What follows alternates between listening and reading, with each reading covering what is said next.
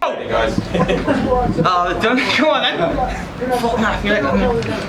Who's first? Come on, someone. Gareth, how does it feel, Aaron? Obviously, you know, you put your stones out there and you said, you know, I'm going to do this. Yeah. It obviously takes something to do it. It was only your fourth fight. It's a bigger crowd every time, a bigger occasion. You got under Ash's skin. You know, do you feel like you proved something tonight? Do you know what it is? All I can say is I train hard. I train as hard as anyone. Just because I come from Geordie Shore doesn't mean that I don't train and I'm not a good fighter. I train as hard as any of the guys in my gym, from UFC all the way down to the lower level. We've got a cracking gym, and as you can see, hard work paid off. Took a full knee to the face and got up and soldiered on. Well. Yeah. The other thing I'd ask is, I was on the desk with Chael and I said, you know, him and CM Punk will be, you've mentioned it before. Yeah. Obviously he's in another organisation, but Chael said, oh no, CM Punk would destroy him. Do you know what it is? Well, if that's what they think, let's get it on then. Let's get it on.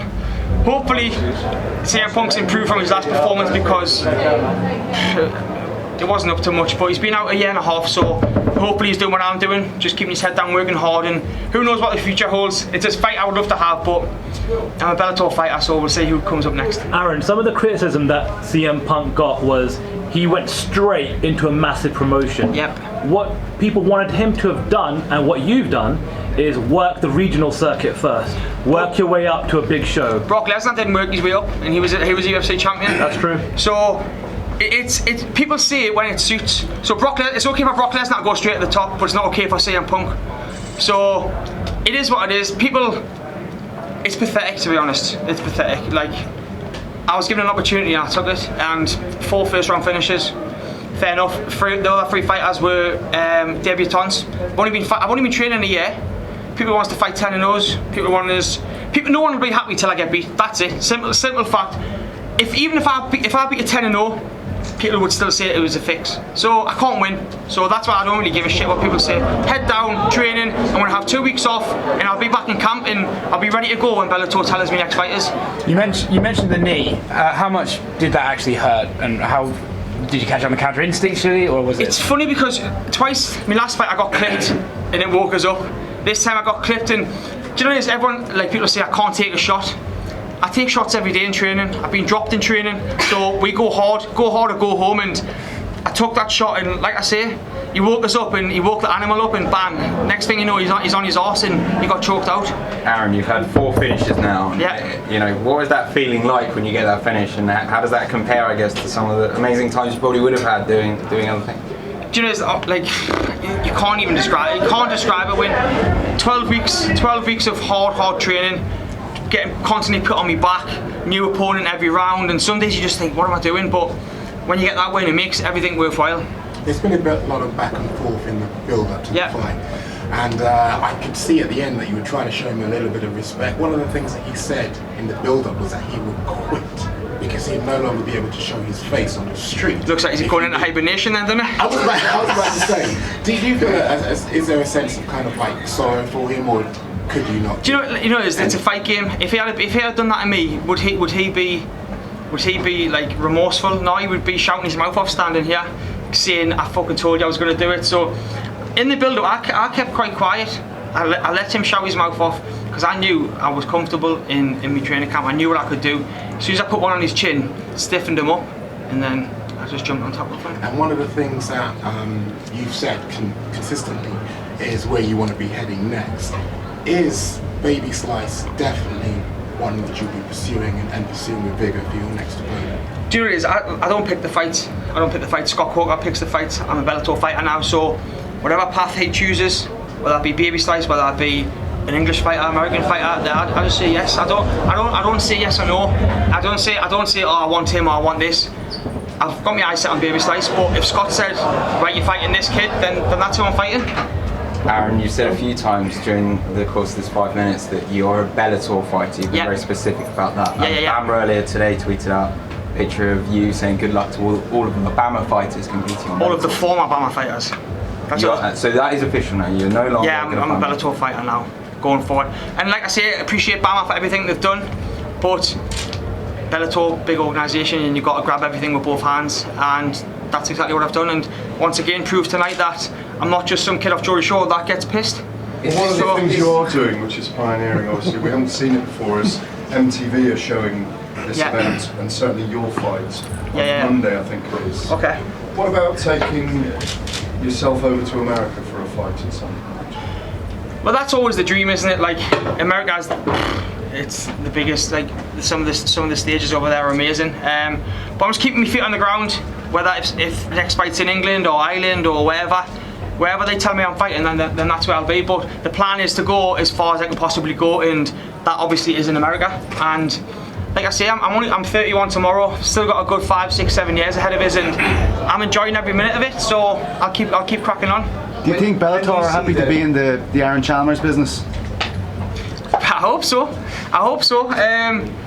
Like I say, another first round finish, so it couldn't have went any better. Every time I step out there, I think, fucking hell, another first round finish.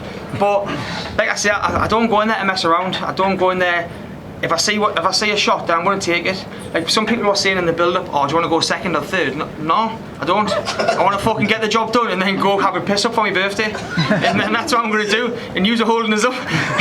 What are you doing? When do you see the tipping point of the headlines from going Aaron Chalmers reality television star to Aaron Chalmers mixed martial artist? Do you see that coming very soon? It depends. I'll never be fully accepted as an MMA fighter.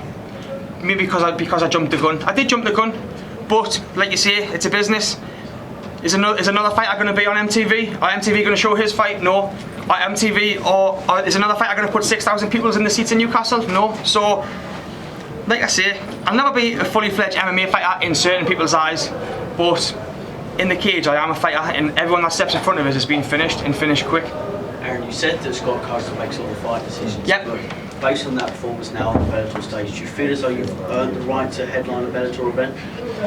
Nah, definitely not. It's only my first fight. I'm only 4 fights in.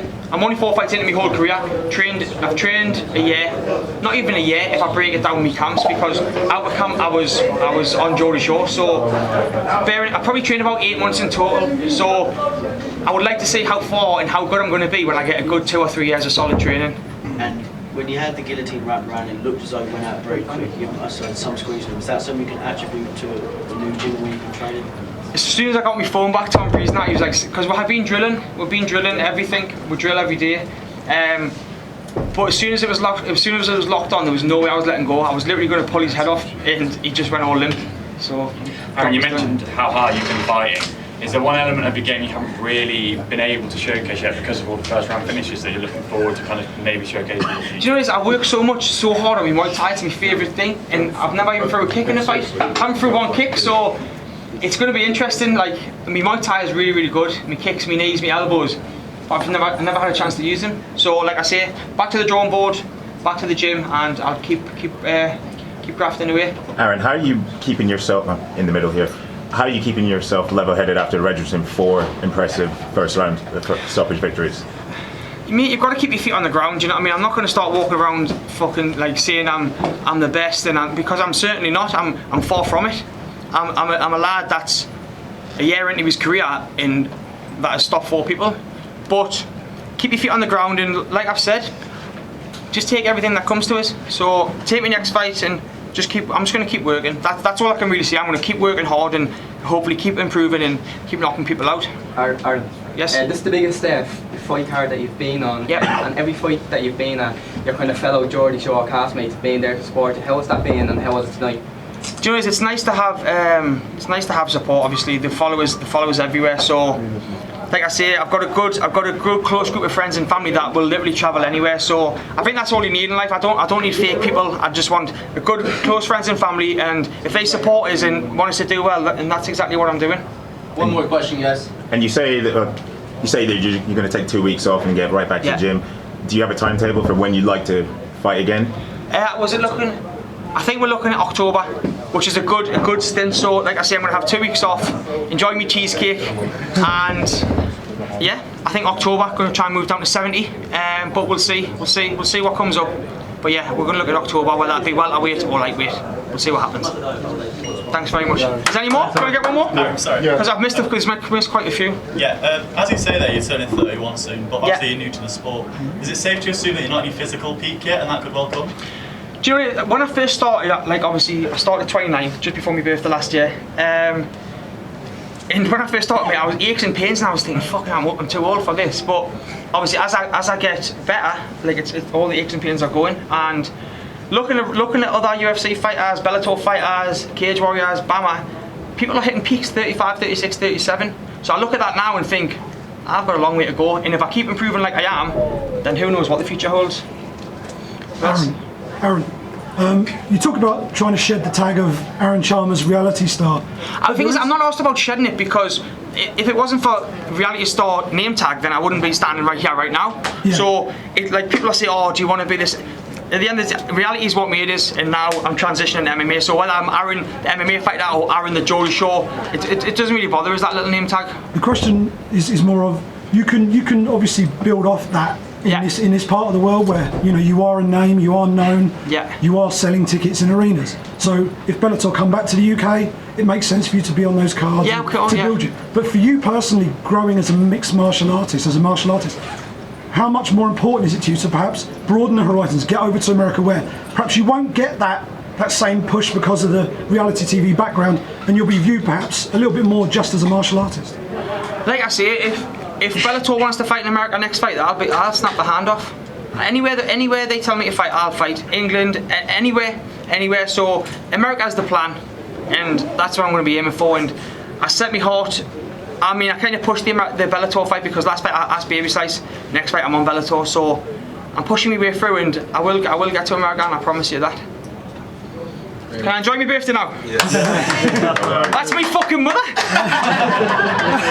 Thanks very much, everyone. Thank you.